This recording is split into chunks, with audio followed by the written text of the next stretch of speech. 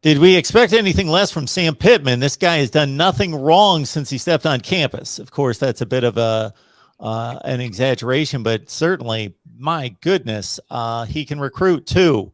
So the 2022 class looking good for Arkansas football. 17th rated the nation according to 247 Sports. Here to break it all down for us, of course, our guy Ty Hudson from Pig Trail Network. Get on over there, Pig Trail Network, right here on YouTube to check out Ty's work. Hey, Ty, how's it going? Yo, Mark, how you doing, man? I'm good. What's going on today? Matter of fact, that was my alarm. That was my alarm. Don't forget to go pick up the kids. I'll pick up the kids. Tell those kids that we got to talk some recruiting first. Yeah, you have to call the school. Tell them, hey, look, we're talking Cruton over here on Mark Rogers' show.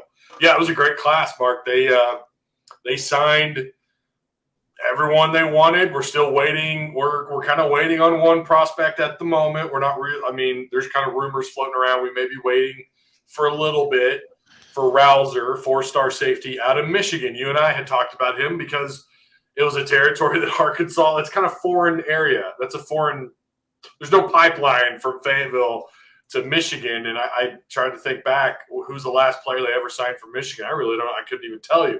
But a great pickup, commitment-wise. Doesn't look like they're going to sign him during the early signing period, which ends on the 17th. They're going to be shooting for February for the final signing period, if he signs with Arkansas at all. All right, we were talking Arkansas's recruiting class. It is National Signing Day. Got Ty Hudson here from Pig Trail Network. 8th in the SEC. This is life in the SEC. I counted 9 of the top 20 in the nation, so that's what you got to live with. You got to recruit against the best. 17th at this point, 20 signed, so that's got to be close to the limit. Do we expect any others besides Rouser to possibly come in under the wire? So we're gonna and by the time you record or put this, we'll know. But they're waiting on Welch, the 4-star corner who's committed to LSU. Last week, coming out of his visit, felt really good. I mean, this is a big time prospect here. We're talking about a good 4-star get. Sounded like he could be a silent commit to the Hogs. That was definitely indicated to me that he's probably a silent commit at the moment. We still got to deal with this LSU visit. He goes on the visit. We all know Brian Kelly. He has the job at LSU, and he's him in that fake Southern accent. I don't know if you've got a chance to catch that yet or not. Oh yeah, many times. Oh my gosh, how anyone falls for that is beyond me. But I know they're pretty excited down there about what he's doing recruiting wise, and it sounds like that visit went really well for Welch and LSU. So we'll find out today at 4 p.m. I'm leaning towards him staying home. It is so hard for Arkansas, for anybody, to go down to Louisiana and to take what they want out of a big-time prospect like someone like Welch. So don't see him being a Razorback. I hope I'm wrong. Of course, if I am wrong, I'm sure the comment section will let me have it. But I feel like he's an LSU lean at the moment. And then, like I said, Miles Rouser, who they're probably – I don't know what the deal is with him. There might be some off-the-field stuff. I'm not going to go down that tunnel, but – it sounds like he's if he does stick with Arkansas, clearly he's going to have to wait till February to sign. There are some people that I think pretty highly of in the recruiting circles, or people who've watched and analyzed recruiting for the state of Arkansas, who are saying he's not even coming. So we're going to have to wait and see what's going on with Rouser. But yeah, they good class, solid class on paper. Could go down as maybe one of their best classes they've ever signed, or it's definitely going to be in that category. But at the moment, yeah, they're only waiting on those two. There's also an Oklahoma a kid has been an Oklahoma lean for a while, and of course his name is slipping my mind now. He's been an Oklahoma lean. He's been committed to Oklahoma. He was recruited by Arkansas, and I apologize, but his name is slipping my mind. I hadn't even thought of him until he was supposed to sign today with OU, and then decided he's not going to – it doesn't sound like he's going to sign today. So Gentry Williams? Gentry, that's it. Thank you. Bailing me out as always. Thank you, Mark. Gentry Williams is a big-time prospect for the Hogs. They really want this kid. Oklahoma does too. I don't know if he's going to sign during the ESP, during early signing period or not. Sounds like he's kind of rethinking some things. I think it's down between Arkansas, Oklahoma, and there's one other school that's in the picture. I'm not sure we even know who that is right now, but there is someone else out there in the shadows. Looks like it might be USC. It might. That's right. Yeah, USC was on him pretty early. Yeah, with his head coach going to USC, that makes sense. With the guy that Lincoln Riley going to USC, that might be a part of it. We know Oklahoma's kind of been picked apart. And I could see that, but Arkansas was all over him pretty good. So that's probably, I guess if I had to bet, I'd probably see him going to USC.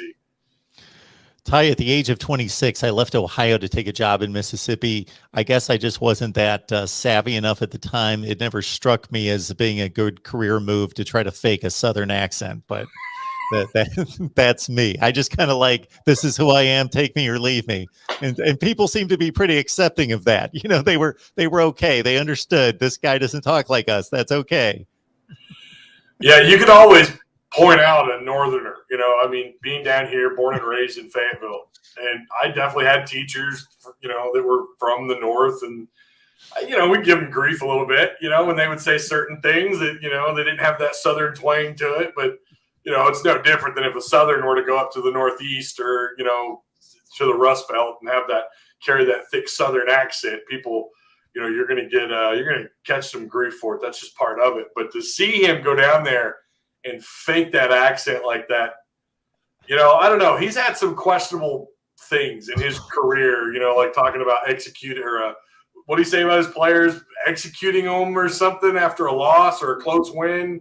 Earlier, yes, he was taking from a statement that John McKay, the USC Tampa Bay Buccaneers coach, made in the mid-'70s, that when he was asked about, when he said, am I in favor of execution? Absolutely, I'm in favor of execution, you know, and then relating that to, yes, you could execute all my players or something like that. Yeah. Yeah, he's had some questionable things, yes. That have, you know, but that is one that takes the cake, man. The fake accent was just, I had fun with that. We had fun with that in our PT and Discord on the live show. We had some pretty good fun with it. But no, I think he's going to do well down there. I don't know how well. I know Notre Dame kind of had, I don't want to call it a cupcake schedule, but it definitely wasn't the SEC West. So we'll see how he does down there. But hopefully Arkansas can nab away Welch from LSU. That would be a gigantic flip for the Hogs. They need some DBs. They need some guys to step up, and someone like Welch could come in and compete for the 2 deep, I think, pretty quick. Ty Hudson, Pig Trail Network. Ty, is there anything else that's broken right or wrong for the Hogs in the last 24 to 48 hours?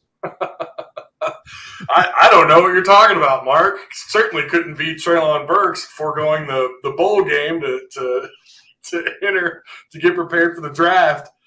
Yeah, that was a pretty big blow. You got the Burks situation. That has completely altered how I look at the bowl game for Arkansas and Penn State. I know you and I are going to talk about that on another show, but that's going to have an impact. How could it not? I mean, you're talking about a monster of a wide receiver, and he was a huge chunk of that offense in 2021. Yeah, that was a pretty big one. But we'll see how they absorb that blow. You know, they've got some other guys they're going to be able to rely on. Hopefully, Katron Jackson, 4-star wideout out of Texas, who's a true freshman. Warren Thompson, Florida State transfer, who at times this year was pretty reliable. And then he dropped a whole bunch of balls against U of A PB. I think he had like 3 drops in a single game, and he kind of struggled. They really couldn't find that number 2 receiver all year, and now they've lost wide receiver number 1. If I'm Penn State, I'm kind of licking my chops at the idea of that. But now you got to deal with one of the better run offenses in the country. So we'll see how Penn State manages to deal with a heavier workload. Probably would be my guess from the running backs and from KJ Jefferson. But yeah, Burks was. I'm trying to think, Mark, with all the stuff that's happened over the last 2 weeks. I feel like, you know, we're still reeling over this blowout loss against Oklahoma in a basketball game. Like I've been, you know, trying to figure that one out. And then of course we've got the typical recruiting stuff going on with signing day and everything. And now we have Burks who's going to not play in the Outback Bowl for the Hogs. So yeah, there's a lot that's happened. If I forget something, I apologize, but that was a pretty big blow. That was definitely newsworthy in the state of Arkansas for sure. My assessment on Thompson is if you're going to drop passes, that's the game to drop them in. Just get them out of the way in that game. That's very You're going to win by 50 anyway, so go ahead and drop those passes. The thing that strikes me, Ty, about this recruiting class with 20 signed, 17th rated in the country with four 4-stars, according to 247 Sports, and 2 in the top 300. It's not an extremely top-heavy class. That means it's extremely deep. A lot of good players. Yeah, several, like, you know, and you have to do this when you're when you're a Ole Miss, Tennessee, Arkansas. You kind of have to take a good deep look at some of these 3-stars and guys like Nico Davier, who's a 6'4", 6'4.5", 280-pound defensive lineman. That's going to be a guy that, I mean, depending on what happens, they've had some transfers actually today. They lost Andy Boykin, who's a 3-star from 2021 class. He's out, and you're probably going to lose Ridgeway, I would imagine, to the draft, who's transferred in from an FCS school. You like the opportunity of someone like that to come in and maybe make the 2 deep. Of course, he's going to have to battle with someone I like a lot in Cameron Ball. I think you and I actually talked about him last year or a while back. Manny Powell, so I watched Fayetteville. I got a chance to go watch Isaiah Santana, the #1 player in the state of Arkansas. He plays at my high school alum, Fayetteville High, here down the road. Got a chance to watch him. Manny Powell was on crutches. He had a blown ACL. I forgot what it was, a knee injury or whatever. But I was watching him hobble around, and I realized, crutches hold you up a little bit. They have him listed at 6'3". He looked like he was towering over some of the offensive linemen. He is all man. That kid, he looks like he's about 6'4.5", 6'5", probably 240. And you can see his definition through his – I mean, this kid just looks ready to go. Manny Powell was highly recruited. I say highly. I mean, on Arkansas's radar, someone they really wanted. And he moved down here from Ohio to come play at Fayetteville High to be closer to the university. He's someone that they really like. Now, I don't know how much of his injury, he's going to be here for spring camp. In fact, all their linebackers are going to be here during spring camp, which is huge for Arkansas when you consider how thin they are there. I hope he's able to participate to some degree in spring ball because I really want to see him in a Razorback jersey moving around. He's someone to keep an eye on for Hog fans. I don't know about 2022, but someone down the road, I think you're going to see him again, if he can stay healthy, you're going to see him participate quite a bit. Jordan Crook, another linebacker, people are really big on. I know that was a must-get for them. And then, of course, we already talked a little bit about Isaiah Santana, but they signed 2 4-star tackles in Andrew Chambly. I think it's pronounced it's Chambly or Chambly. I'm not really sure. I butcher names, Mark. That's what I do. But he's a big deal for this staff too. 4-star tackle, 6'6", 285, and then a Marion Harris, who's 6'7", 370 out of Little Rock. Those are both in-state kids. They had to get them.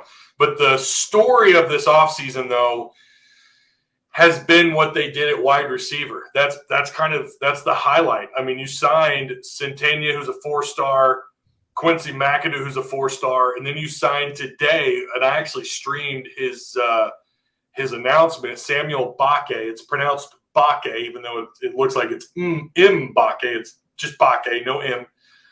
He was a 4-star. He dropped like last week. This is a kid, again, another one they really wanted to get. On paper, arguably one of the best receiving classes. Oh, and then, by the way, you signed former 5-star Jaden Hazelwood from Oklahoma, who's coming in, who's going to be eligible right out the gate, for 2022. So the story of this offseason and recruiting has been what they've been able to do at wide receiver. And you get it. They're going to miss some pieces. Obviously, Burks being gone is a really big void for them. But wide receiver it's kind of the highlight of the year in the offseason for the Hogs. They did a great job of going out and doing what they needed to do to bring in some more horses at that position. Right, Ty, as we run down this class, you've done a nice job of uncovering some of these guys under the radar. Anybody else you'd like to highlight? Yeah, I mean, there's a couple of guys I really liked. Manny Powell, 4-star. Well, he's a 3-star. He did get a bump on 247. It wasn't enough to send him over the top to be a 4-star, but he got hurt at Fayetteville his senior year. Of course, he transferred from Ohio this year to come play at Fayetteville High to be a Purple Dog. Played, I think, in like 1 or 2 games. But a lot of media, a lot of people that I've been fortunate enough to talk to really like Manny Powell quite a bit. This is a guy, I mean, he looks, and I realize he was on crutches, but he looks, when I saw him in person, of course, he just had surgery, I believe. This was at the end of the year against Harbor, and it was a crosstown rival here in Springdale. Well, not really a rival, I shouldn't say that. But got a chance to watch them play in person, him and, not him, but Isaiah Centena, and got to watch him hobble around on the sidelines with the crutches. But he looks every bit the 6'3" they have him listed at. He just looks like he's ready to go. I'm sure he's getting tired of hobbling around as well. But hopefully he will be here during the spring. Hopefully we get a chance to look at him early. Jordan Crook, another linebacker. I really like the linebackers in this class, even though the receivers are the highlight part of this offseason. When you mentioned Jaden Hazelwood, who's transferring in from Oklahoma. But I like Caden Henley, the 3-star linebacker out of Shiloh Christian. Good-sized kid, 6'2.5", 230. Moves really well from sideline to sideline. Looks like he could fit Odom. All 3 of these linebackers look like they fit Odom's scheme to a T. So, no doubt in my mind, one of these 3, maybe 2 of these 3, have a shot at making the 2 or 3 deep year 1, possibly. We know they're losing quite a bit of production there with the possibility of Bumper Pool coming back. But I really, the more we've had quite a bit of time to look these guys over, there's not one person that I look at and go, oh, he's easily the best player on this list. I don't know that I can do that this year. I like Centennia, the Fayetteville High kid, both the 4-star tackles. Quincy McAdoo, 6'2", 6'3", 175-pound wideout out of Clarendon, Arkansas. There's a lot of this is a pretty good class, and I realize you look at it, there's a lot of 3-stars. That's typical for Arkansas, but I think there's several of these kids who could make a case year 1 to be in the 2 deep. I think there's a couple here, at least 2 or 3, that could make a case to make the 2 deep at Arkansas year 1 for the 2022 season. We've got an intriguing bowl matchup against Penn State. We've got about a month to go before it will be the deadline for early NFL draftees to announce. This transfer portal is nonstop. It's a 365 deal. And, of course, we'll get Ty here very soon to talk all that up. But in the meantime, head on over to Pig Trail Network to check out Ty's work covering Arkansas football and basketball, of course.